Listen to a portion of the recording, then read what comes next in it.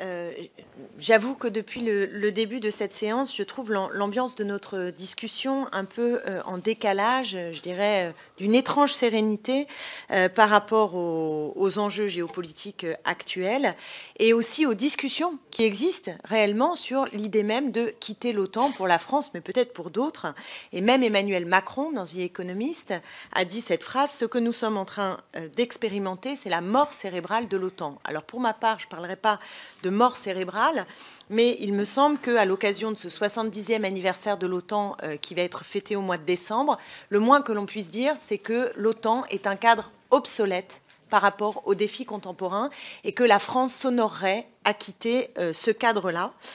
parce que l'OTAN a perdu son rôle de défense pour être de plus en plus offensive et qu'elle est devenue une sorte de machine de guerre et une organisation concurrente à l'ONU. La position de notre groupe est connue. Vous savez que nous ne sommes pas d'accord avec la présence dans l'OTAN et avec ce cadre de l'OTAN, et nous pensons qu'il n'y a pas d'autre solution à l'échelle internationale que de reposer sur les droits, et que ces droits, l'instance qui pour l'instant peut les faire valoir et devrait être renforcée, c'est davantage l'ONU, avec une sortie de l'OTAN nécessaire. Alors pour mémoire, puisque je dis que c'est une machine de guerre, en 2018,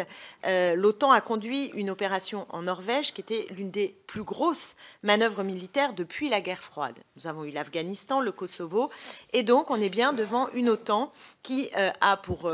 activité majeure, je dirais, de faire la guerre. Deuxièmement, et ce n'est pas rien, dans ses choix, l'OTAN est sous tutelle américaine. Sous tutelle américaine, et met la France sous tutelle américaine. L'objectif pour les Américains, on le sait, c'est notamment de nous faire acheter du matériel militaire américain, je pense en particulier à l'avion F-35, et en plus, nous avons des rapports qui sont des rapports déséquilibrés, tout à fait déséquilibrés, puisque le système d'information américain, chacun en tête l'affaire Snowden, mais on voit bien que le Pentagone est dans une logique parfois d'espionnage, parfois massif, de l'armée française, et en particulier, je pense au cas de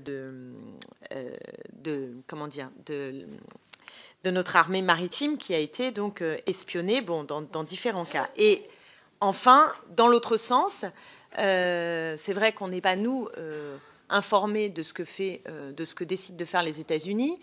Quelqu'un l'a dit tout à l'heure de façon très feutrée, mais enfin, quand Trump décide de retirer ses troupes en Syrie, je vous signale que nous l'apprenons en gros par un tweet. Et il faut voir quel tweet d'ailleurs. J'espère qu'ils se débrouilleront tous. Nous, on est à 11 000 km. Un niveau de provocation rarement égalé, et le président américain devient même une menace par rapport à la paix dans le monde, et il faut en prendre tout à fait conscience. Alors, non seulement il y a cet allié américain menaçant, mais nous avons un autre allié qui s'appelle la Turquie, et qui lui aussi, par rapport à un enjeu planétaire majeur qui est la lutte contre le djihadisme, nous apparaît pas tout à fait comme un allié intéressant, je le dis de façon mesurée, mais quand la Turquie pourchasse nos alliés kurdes, qui sont ceux qui ont combattu sur le terrain contre Daesh, et qu'il demande à l'OTAN de classer le parti kurde PYD comme un parti terroriste, on voit bien que là, on a un problème, et qu'il le fait avec la bienveillance de Washington, qui s'en accommode, parce qu'en contrepartie, Washington demande de surveiller les frontières maritimes de la Russie. Et puis, on sait bien que la Turquie compte sur les États-Unis pour son armée, puisqu'elle commande à 60% du matériel, qui est du matériel américain. Donc, on est bien sous tutelle, et il me semble que la question dont nous devrions débattre dans ce moment et au Parlement, c'est de la pertinence aujourd'hui de rester dans ce cadre de l'OTAN. Et nous le disions depuis longtemps que ce n'était pas le bon cadre, mais j'estime que la période toute récente invite cette question comme une urgence si on veut retrouver de la souveraineté, et si on veut que les enjeux de paix, de lutte contre le djihadisme islamiste, mais pas simplement, eh bien, je crois que là, il faut qu'on prenne un peu au sérieux cette question, et qu'on n'en débatte pas de façon feutrée, comme si on était dans un moment calme, comme si on en débattait comme il y a 10 ans, 20 ans, ou au lendemain de la première et plutôt de la Seconde Guerre mondiale, que les équilibres du monde ne sont pas les mêmes, et que donc il y a des mesures à prendre pour la France de façon assez urgente, me semble-t-il.